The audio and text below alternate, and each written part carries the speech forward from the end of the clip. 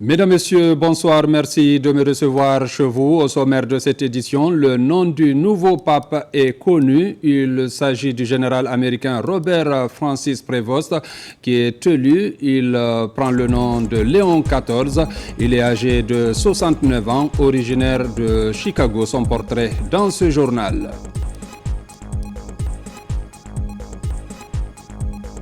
En Guinée, l'amélioration de la desserte en électricité se poursuit. Les travaux d'extension de certaines centrales sont en cours. Le ministre de l'Énergie était sur le terrain pour une évaluation. Tenue de la 18e Assemblée générale de la FEGIFOOT, le budget et le rapport d'activité a été passé en revue. La révocation du président également maintenue. La rencontre s'est tenue en présence des représentants de la CAF et de la FIFA. C'est tout pour les titres. Une fois encore, bonsoir et bienvenue dans ce journal. Le président de la République, le général Mamadi Doumbouya, a regagné Conakry ce jeudi 8 mai 2025. Pour rappel, le chef d'État était à Kigali pour une visite d'amitié de ce pays ami. Il s'est rendu au Gabon où il était invité à prendre part à la cérémonie d'investiture de son homologue Brice Clotaire Oligui Nguema. À l'occasion de son retour au pays, plusieurs personnalités et des milliers d'autres Guinéens se sont fortement mobilisés pour lui réserver un accueil chaleureux. Reportage adjudant-chef Aboubakar Kamanou. Au terme de sa visite d'amitié bien remplie à Kigali au Rwanda, puis à Libreville au Gabon où il a honorablement pris part à la cérémonie d'investiture de son homologue Brice Clotaire Oligui Nguema, le président de la République de Guinée, son Excellence général Mamadi Doumbouya, est rentré au pays ce jeudi 8 mai 2025 aux environs de 13 heures. Le chef de l'État, chef suprême des armées, a été fièrement accueilli à l'aéroport international Ahmed Sékou Touré par des autorités invitées à cet effet, notamment des membres du CNRD, le Premier ministre chef du gouvernement, des représentants des institutions républicaines, le ministre secrétaire général de la présidence de la République, le ministre directeur de cabinet de la présidence de la République, des membres du gouvernement, la haute hiérarchie militaire et paramilitaire, entre autres.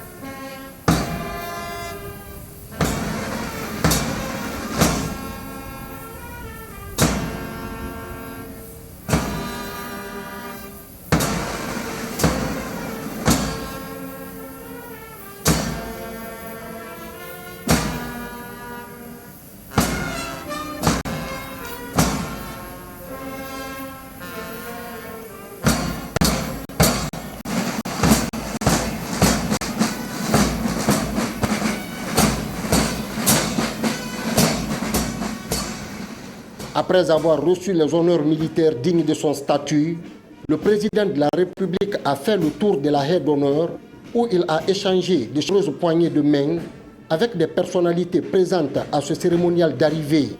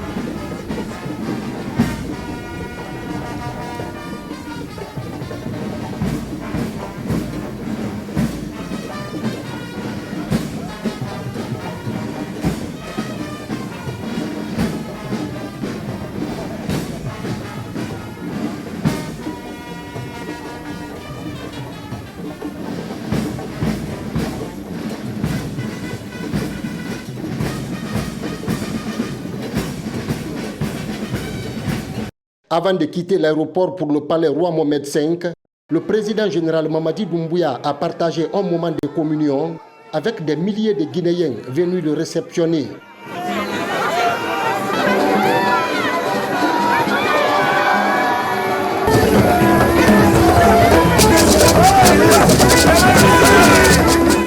C'est dans cette atmosphère de joie partagée entre le président de la République et sa population que le chef de l'État guinéen, son Excellence le général Mamadi Doumbouya, s'est dirigé au palais présidentiel. Tout au long de son trajet, l'ambiance des populations de Conakry spontanément sorties pour applaudir le président de la République était perceptible. À travers des slogans, chants et magnifiques pas de danse, ces milliers de Guinéens ont encore magnifié les efforts et la vision du général président Mamadi Doumbouya, une manière de réitérer leur total soutien au CNRD sous le leadership de son Excellence le général Mamadi Doumbouya, chef de l'État, chef suprême des armées. Forte mobilisation pour accueillir le chef de l'État, tenu aussi du Conseil des ministres. La rencontre a passé en revue plusieurs questions portant sur le développement socio-économique du pays. Je vous propose le compte-rendu de cette rencontre avec le ministre de l'Information et de la Communication. Suivez. Mesdames et messieurs, bonsoir. Conseil des ministres exceptionnel du 8 mai 2025 avec la participation des membres du CNRD. Sous la haute autorité de son Excellence, Monsieur le Président de la République, chef de l'État, chef suprême des armées, général Mamadi Doumbouya, un Conseil des ministres exceptionnel s'est tenu ce jeudi 8 mai 2025 au Palais Mohamed V, ici à Conakry. L'ordre du jour portait principalement sur le message du chef de l'État, le général Mamadi Doumbouya. Message du président de la République, chef de l'État. Le président de la République a tout d'abord exprimé sa profonde gratitude au président de la République du Rwanda, au peuple rwandais ainsi qu'aux compatriotes guinéens résidant au Rwanda pour l'accueil chaleureux et l'hospitalité réservée à sa délégation lors de sa récente visite d'amitié. Elle a également renouvelé ses félicitations au président Brice Clotaire Oligui Nguema à l'occasion de sa cérémonie d'investiture au Gabon. Il a salué l'accueil fraternel qu'il a reçu de la part des autorités gabonaises, du peuple gabonais et des compatriotes guinéens vivant dans ce pays. Le chef de l'État, le général Mamadi Doumbouya, a ensuite rappelé la signature récente du décret fixant la date du référendum constitutionnel au 21 septembre 2025. Il a instruit le gouvernement d'intensifier les efforts de sensibilisation afin de permettre à tous les concitoyens âgés de 10 ans et plus de faire enregistrer dans le cadre du programme national de recensement à vocation d'état civil PN-RAVEC. Il a lancé un appel solennel à tous les citoyens guinéens à se faire recenser pour pouvoir participer au référendum et contribuer à l'adoption d'une constitution qui reflète les aspirations nationales. Par ailleurs, le président de la République, le général Mamadi Doumbouya, a tenu à rappeler le décret instaurant la gratuité de la carte nationale d'identité. Il a demandé aux acteurs concernés de lui transmettre dès la semaine prochaine un rapport sur l'état de sa mise en œuvre et d'assurer la coordination avec le PN-RAVEC pour permettre à chaque citoyen de disposer d'un identifiant biométrique national unique. Le président de la République a ensuite félicité les membres du comité stratégique de Simandou et les parties prenantes de l'accord cadre sino-guinéen pour le lancement des travaux de la raffinerie d'alumine de la société SPIC à Bofa. Elle a souligné que cette initiative marque une étape importante vers la transformation locale de la bauxite et l'industrialisation du pays.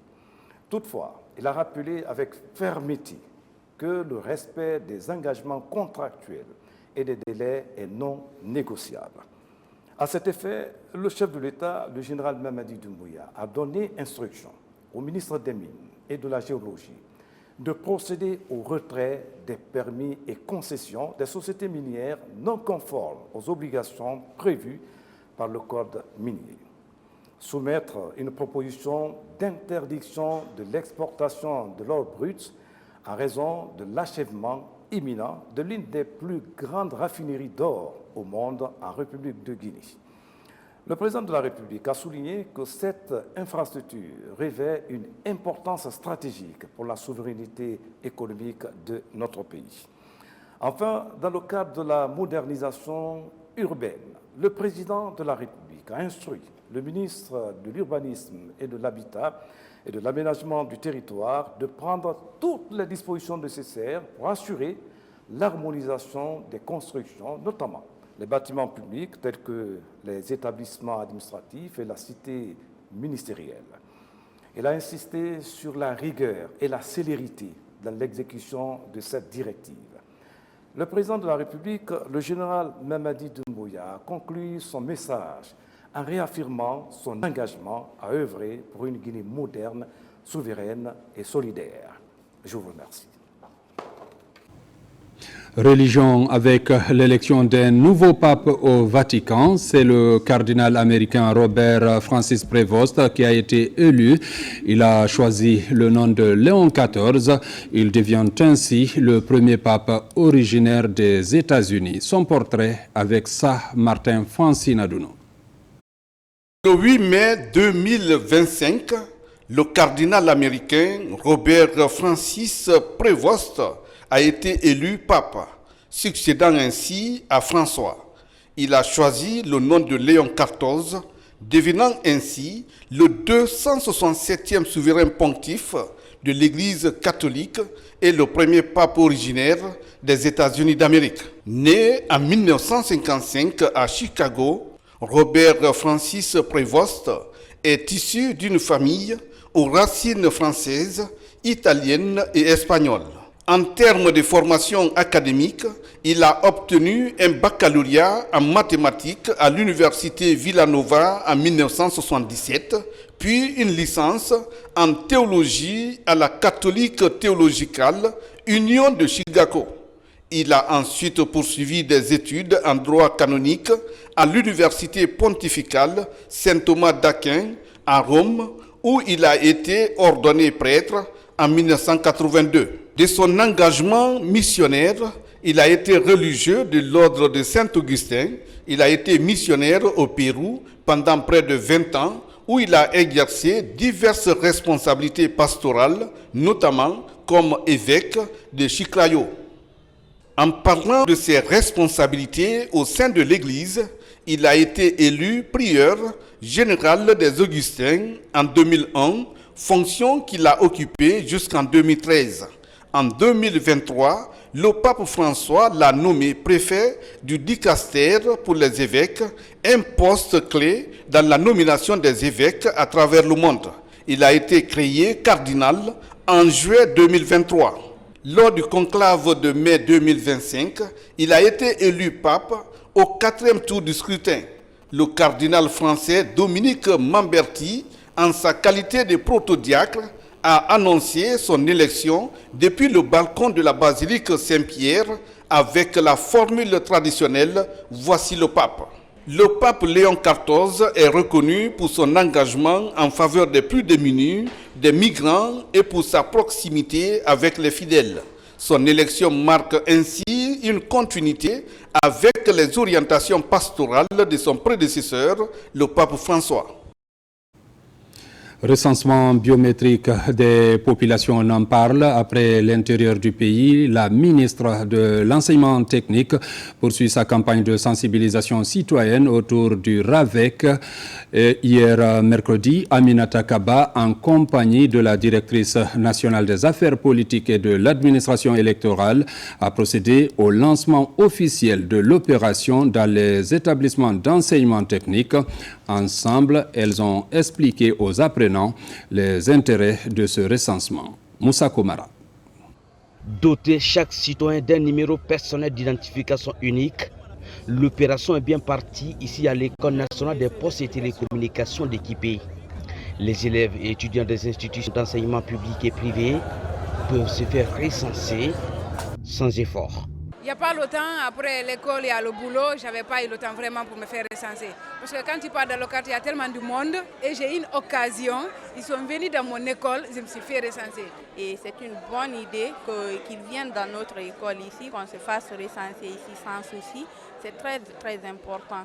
Donc, et aussi, elle nous a dit d'aller sensibiliser nos parents. C'est une bonne idée. La campagne portée par le ministère de l'enseignement technique et de la formation professionnelle est doublée de la sensibilisation des apprenants sur les enjeux de ce recensement. Nous avons sensibilisé les apprenants à exercer leur devoir de citoyenneté et les sensibiliser donc à s'enrôler eux-mêmes, mais aussi à faire passer le message au sein de leur famille, auprès de leurs camarades, auprès de leur communauté, pour que tout le monde soit sensibilisé et tout le monde soit mobilisé pour venir se faire recenser. Nous venons de nous rendre compte que toutes les données sur la natalité en Guinée sont faussées parce que les gens n'ont pas d'acte de naissance.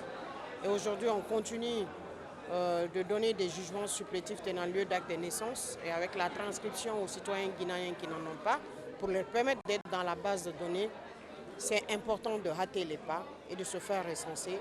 Devant les équipes mobiles déployées, la mobilisation des élèves est visible.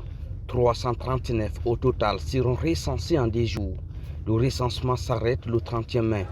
Des sources officielles, plus de 2 millions de Guinéens sont déjà dans la base de données depuis le début de l'opération.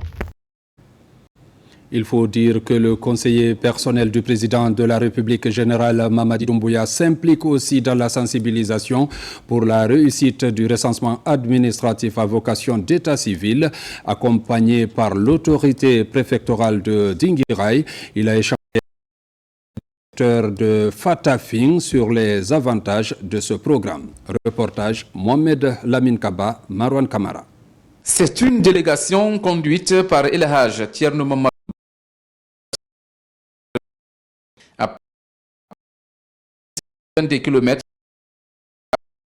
la délégation est reçue avec allégresse par la communauté villageoise des Fatafing, une localité relevant de la utiliser et expliquer l'importance du recensement.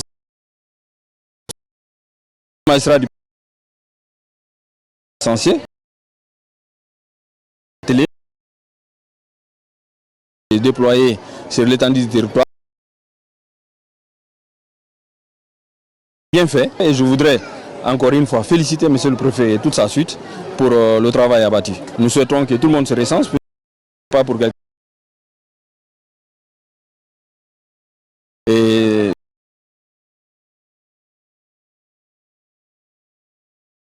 un certain nombre de choses. Ici, la mobilisation de toutes les couches sociales est remarquée.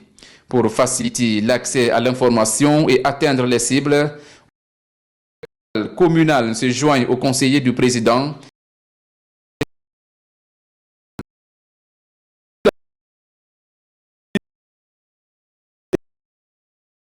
De dépêcher les membres du gouvernement Amadou Riba et les conseillers du président de la République, chez nous en l'occurrence c'est l'âge sensibilisation et du processus de recensement biométrique engagé dans notre pays depuis le 15 avril dernier. Déjà dans cette localité, le programme de recensement contre la montre. Tous accomplir ce devoir citoyen. Par contre que la population est surtout mobilisée. Tout va bien, on a été bien accueillis surtout avec la mission qui a été pilotée par le conseiller. L'occasion est aussi mise à profit par le conseiller et sa suite pour visiter certains centres d'enrôlement dans la préfecture de Dinguiraye pour s'enquérir l'état d'avancement des opérations sur le terrain. L'opération se déroule depuis 8 heures. La commission est venue dans l'enceinte du camp, à mesure de enrôler le personnel militaire. Cette campagne de recensement biométrique s'inscrit dans le projet du CNRD de doter chaque Guinéen d'une identité personnelle et numérique. Elle pourrait permettre d'accélérer le processus dans les communautés riveraines de Dinguiraye.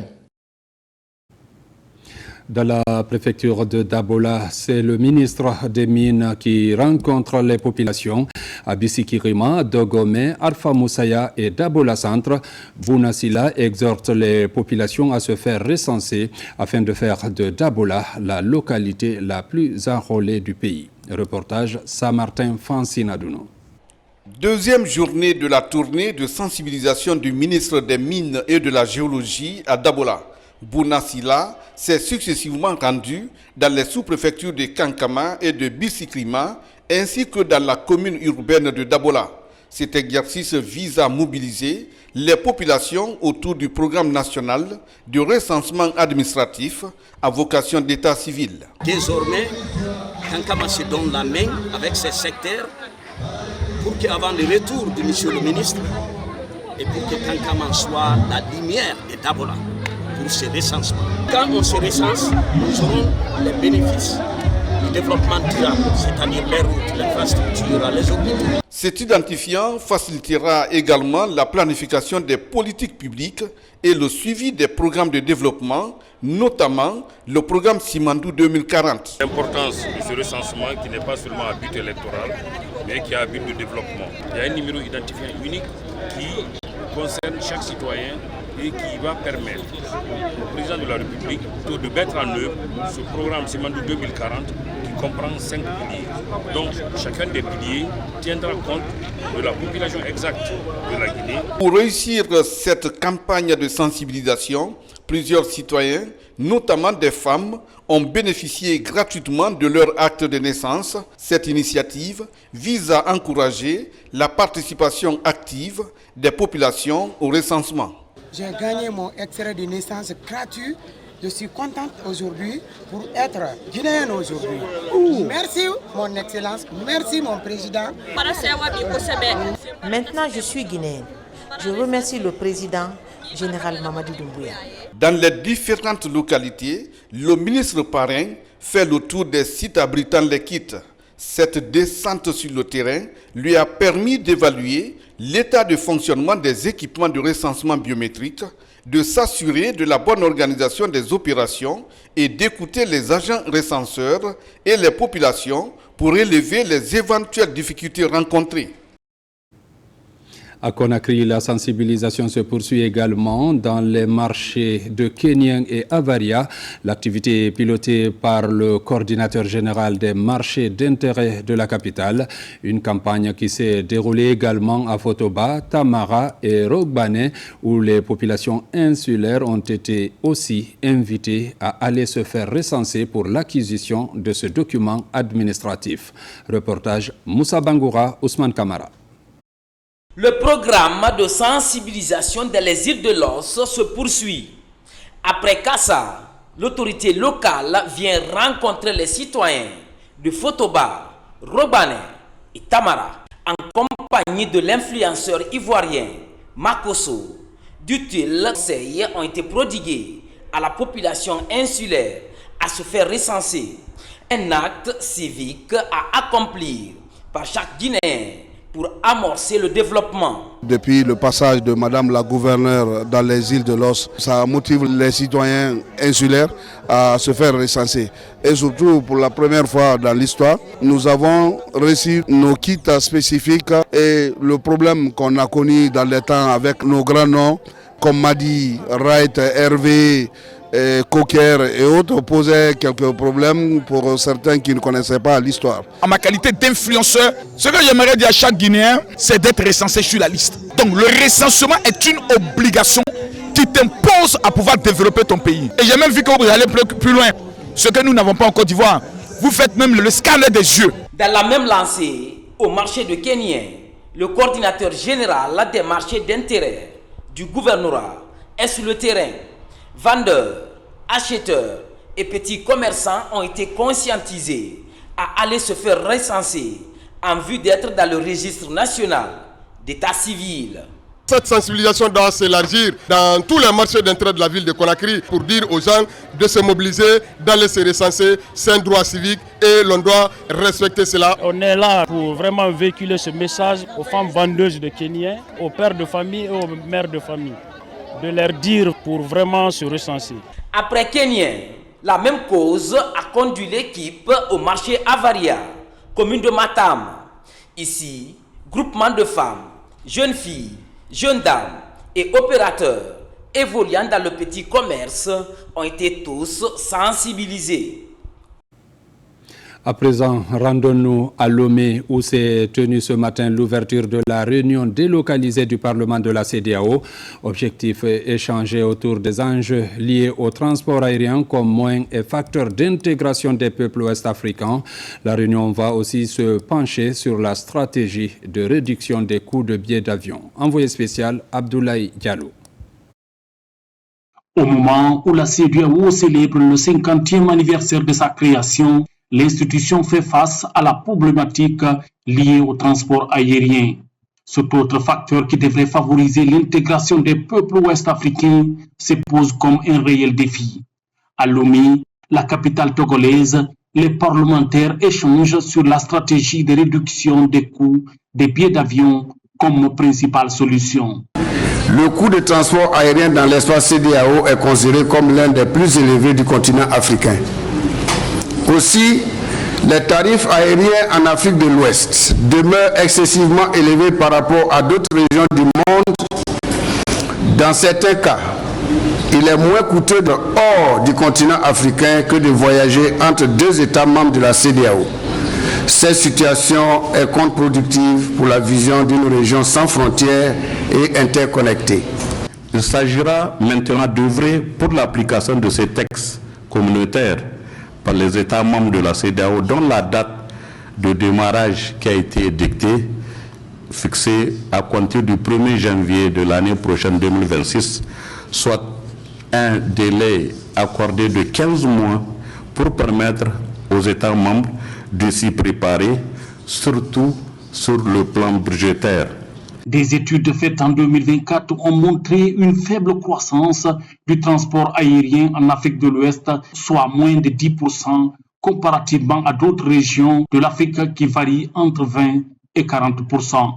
L'Afrique de l'Ouest représente environ 54% des mouvements aériens enregistrés dans la région avec pas moins de 40 aéroports internationaux, dont l'aéroport international Gnassingbé Eyadema de Lomé et celui de Murtala Mohamed à Lagos, véritable hub de connexion en Afrique de l'Ouest. Si pour se rendre de Conakry à Dakar, il faut mettre beaucoup plus de temps et payer beaucoup plus, ça rend la libre circulation très difficile.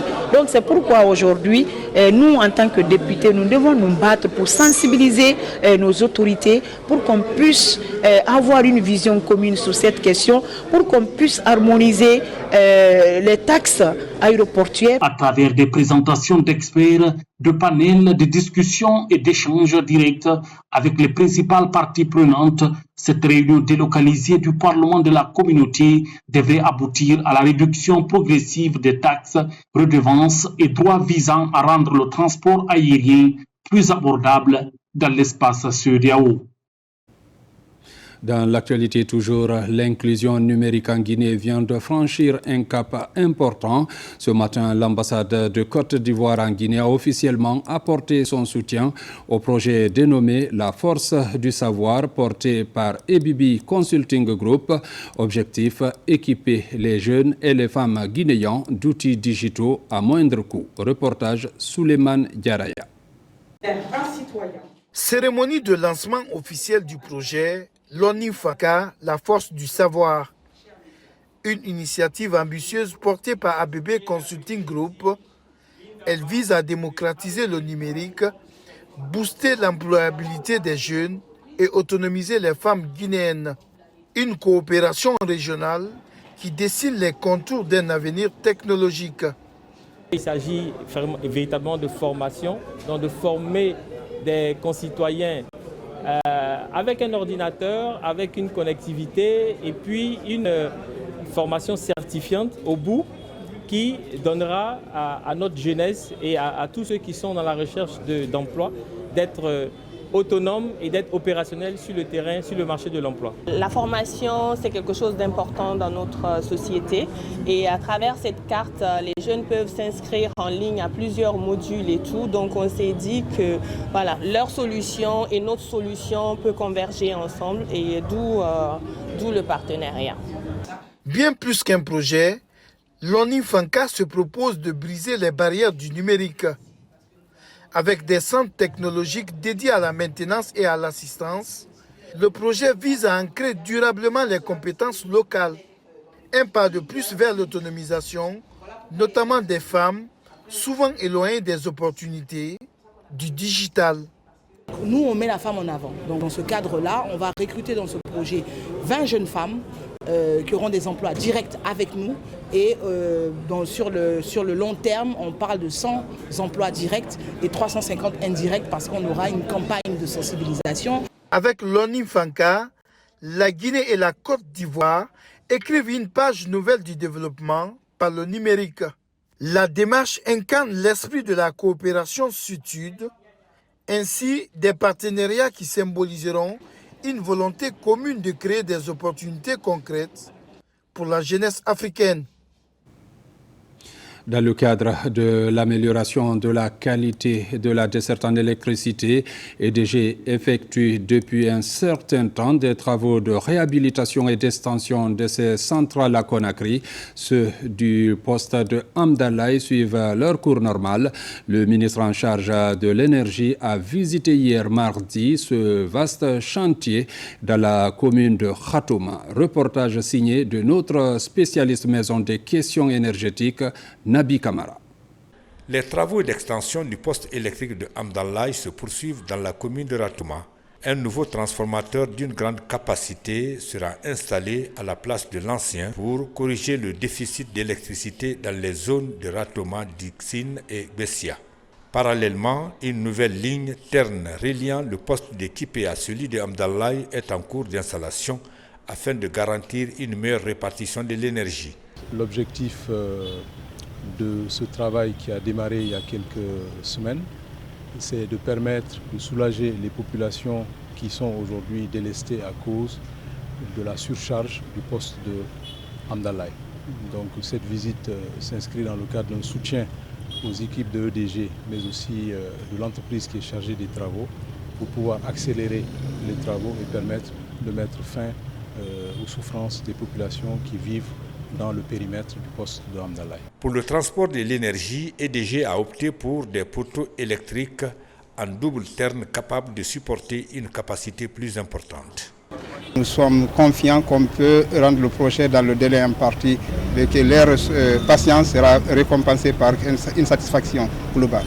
Le ministre de l'Énergie, de l'Hydraulique et des Hydrocarbures est venu sur le terrain pour se faire une idée du niveau et de la qualité des travaux. Nous avons visité les entreprises qui sont en charge de ces travaux. Ça se passe très bien. Et nous sommes convenus que dans 2 semaines, au niveau d'Hamdallah, parce que dans la commune de Ratouma, les difficultés et les inconforts que connaissent aujourd'hui les populations dans cette localité prendront fin. Ceux qui sont délestés, ce n'est pas parce qu'il n'y a pas de courant. Mais pour effectuer ces travaux, nous sommes obligés de faire des consignations. Les ingénieurs sont obligés de couper le courant pour la sécurité des ouvriers qui font ce travail. L'extension du poste électrique de Hamdallah entre dans le cadre de l'amélioration de l'accès à l'électricité à Conakry. Environnement vers la mise en œuvre d'un marché carbone en Guinée. Les cadres des départements sectoriels suivent actuellement une formation sur les instruments de tarification. C'est une initiative des directions techniques du ministère de l'Environnement soutenue par la Banque mondiale. Reportage Moussa Kouyati. C'est une formation de 3 jours à l'intention des cadres venus des ministères de l'Environnement, des Mines et de la Géologie. L'idée de ce renforcement des capacités vise à actualiser les connaissances des participants sur les notions de carbone, ce conformément à l'accord de Paris. Notre pays a exprimé son intention de s'engager volontairement dans l'opérationnalisation de l'article 6 de l'accord de Paris, qui prévoit le marché volontaire de carbone et des accords de coopération. La mise en œuvre du marché de carbone aidera notre pays à atténuer les émissions de gaz à effet de serre et surtout le conduire vers un développement sobre en carbone comme stipule le programme Simandou 2040. On veut développer un prix de carbone pour une industrie intensive comme minière et il peut aussi faire une contribution pour mitigation de gaz de fer. Puis on est beaucoup fiers pour le peuple de Guinée, le gouvernement de Guinée et l'industrie minière. La mise en place de l'instrument de tarification carbone dans le domaine minier préoccupe davantage le département de l'environnement et du développement durable. Ce 4e atelier national pour la préparation du marché carbone vise 3 objectifs majeurs. D'abord, mettre à jour les connaissances sur cet instrument. Aussi, renforcer les capacités des membres de la cellule nationale carbone sur l'instrument de tarification carbone finalisé et présenter l'instrument aux acteurs miniers et industriels. Enfin, renforcer le mécanisme de suivi et de coportance du processus par les institutions publiques, spécifiquement le ministère de l'Environnement et celui en charge des mines. Selon la ministre Diamy Diallo, d'autres formations seront organisées à l'endroit des acteurs concernés afin de renforcer davantage leurs connaissances et développer l'instrument de tarification carbone. Dans la préfecture de Bofa, les employés de l'entreprise AGB DGA GIC et leurs responsables ont réitéré leur engagement à améliorer leurs relations, le respect du contenu local pour la satisfaction des populations riveraines a été également rappelé. Reportage Bakary Bambakonde. Le 1er mai, jour consacré à la fête des travailleurs, l'entreprise minière AGB2 l'a célébré avec ses employés en son sein dans la préfecture de Bofa. À cette occasion, l'hommage a été rendu à tous ceux qui contribuent au succès et à la sécurité des opérations minières, tout en renforçant les liens entre les équipes. La Guinée, c'est ce pays qui sera la locomotive du développement économique et social en Afrique de l'Ouest. Le régime du CNRD dans lequel nous sommes a prouvé son engagement, sa détermination à améliorer les conditions de vie des populations guinéennes que nous sommes. C'est la raison pour laquelle nous avons eu la possibilité, la capacité de sortir du trou, de commencer à respirer l'air libre et d'augmenter tous les salaires à plus de 50%. Dans les différentes interventions, l'importance du travail collectif est mise en avant. Au-delà de l'aspect festif, les responsables et l'ensemble des travailleurs ont échangé autour des défis surmontés et à ceux qui attendent l'entreprise, notamment le respect du contenu local en faveur des communautés riveraines.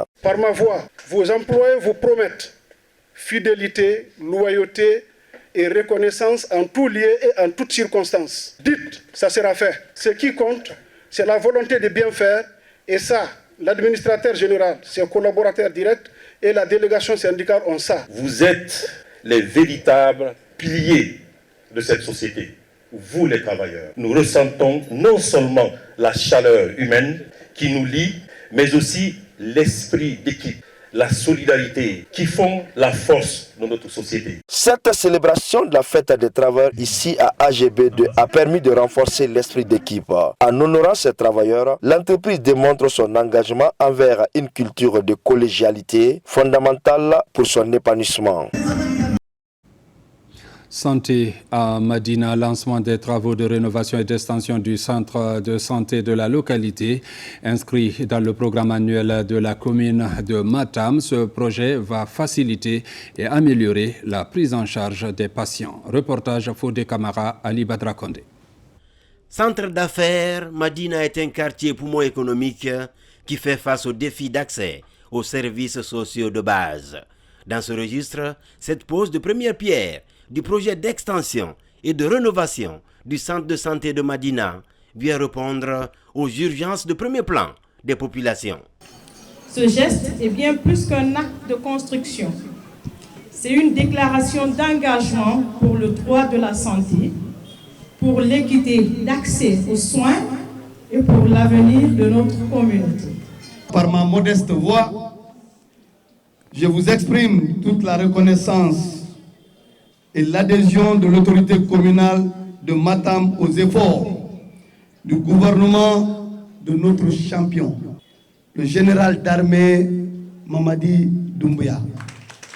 Cette nouvelle infrastructure de R+1 vient démocratiser l'accès aux soins de santé de qualité pour plus de 30 000 habitants de ce quartier. et des milliers de personnes qui fréquentent le marché Madina, le plus grand centre de négoce du pays. C'est la première dans l'histoire de Madina qu'un jeune chef de quartier comme moi, à peine d'arriver, passe plus de 6 mois, que j'ai bénéficié à travers la collectivité de la commune, à travers le plan de développement local auquel j'ai pu émettre dans mon quartier et soumettre à la commune. À travers ça, nous avons pu avoir au moins le financement à travers le gouvernement, la commune et l'ANAFIC. Dans ce élan de renouveau, le regard de la délégation spéciale de Matam est aussi tourné vers le quartier Bonfi, où la maison des jeunes doit être rénovée. Entre autres compartiments prévus, une salle de spectacle, un parking, une salle polyvalente et une salle d'informatique. De Madina à Bonfi, les populations ont été largement sensibilisées pour la réussite des opérations de recensement dans les différents quartiers de la commune de Matam.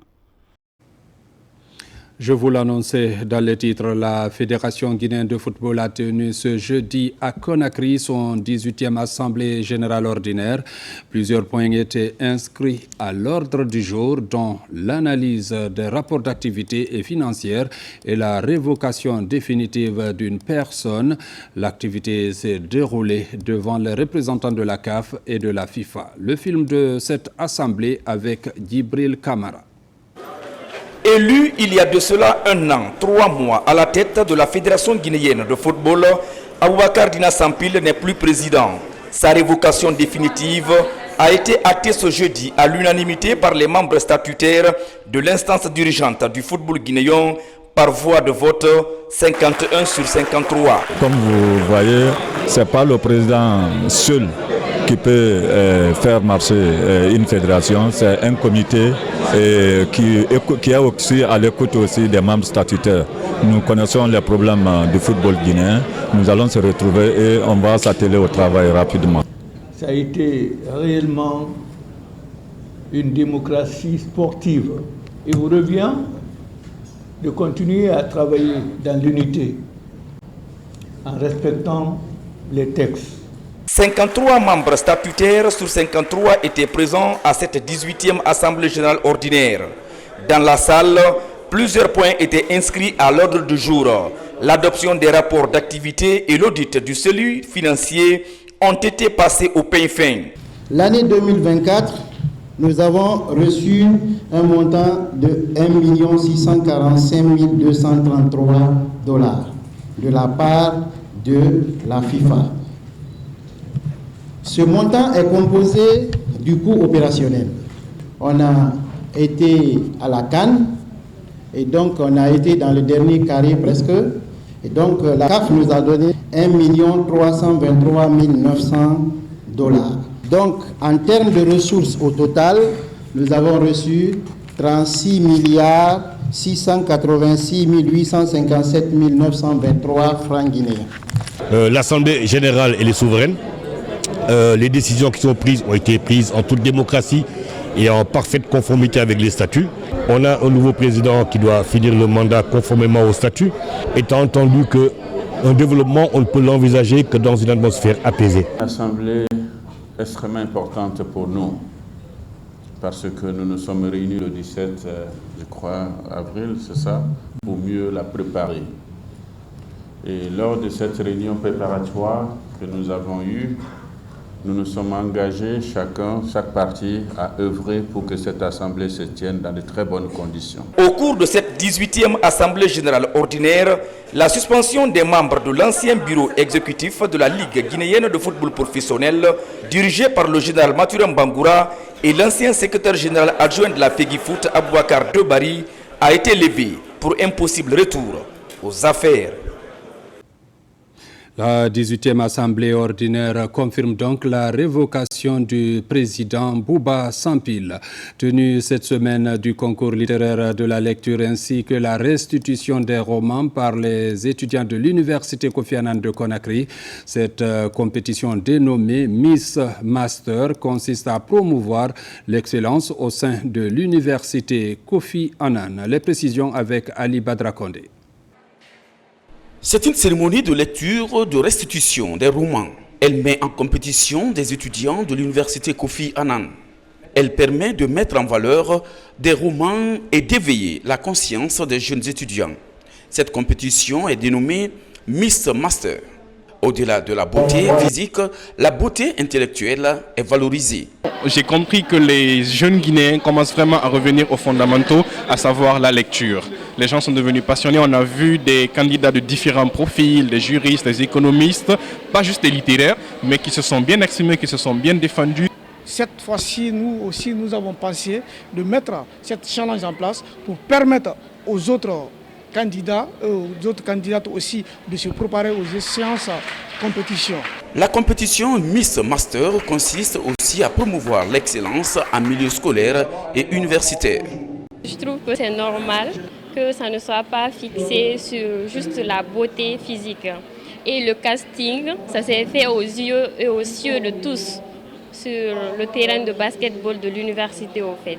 Donc je trouve que si je fais partie jusque-là de la course, c'est que j'ai amplement ma place pour mériter la couronne de Miss Kofi 2025. En tant qu'auteur, je suis très ému parce que écrire c'est bon, mais être lu c'est encore mieux. Et aujourd'hui, on voit véritablement que les jeunes filles, les jeunes garçons vraiment s'investissent dans le cadre de la lecture des ouvrages, pas seulement des auteurs étrangers, mais aussi et surtout des auteurs de notre pays, la Guinée. À travers la littérature, ces jeunes étudiants comptent vendre l'image de la Guinée à l'international. Les ouvrages des écrivains, comme ceux de Mariam Ba, Amadou Kone et Kadiatou Kaba de la RTG Koloma, ont été largement restitués par ces étudiants. Mesdames, Messieurs, c'est la fin de cette édition. Merci de l'avoir suivi et bonne suite de programme sur la télévision nationale.